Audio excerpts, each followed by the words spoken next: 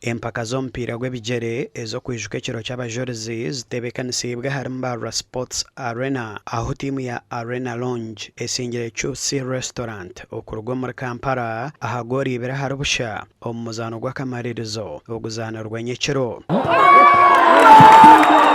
Timu ya Arena Lounge okuhika omu z'akamaririzo basingire Tahir Zanterazo okurabira omu kusumura za penalty gooro 6-5 kandi baba Chusi basingire timu ya Banira CCTV na goori 2-0.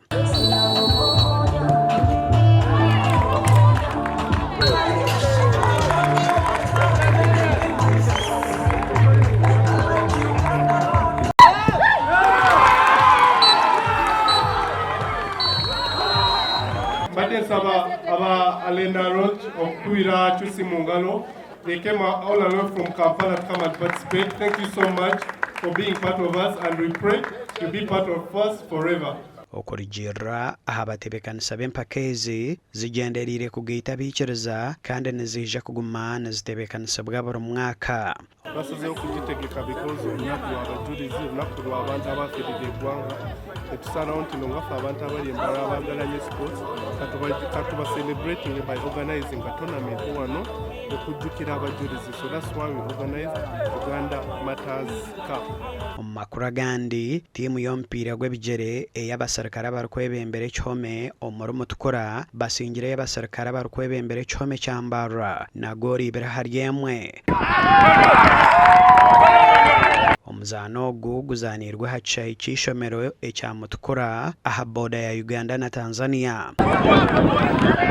Gooro za Mutukura zitebirwe Asimwa Dennis or OC wa Mutukura Prisons hamwe na Cadet ASP Otaka kandi y'abambara etebirwe Sharif Bwambare. Game has been so interesting. We have to play as brothers and we ended up winning 2-1 of which next time we're hoping that we should continue carrying more chances that we meet again and we do some kind of save.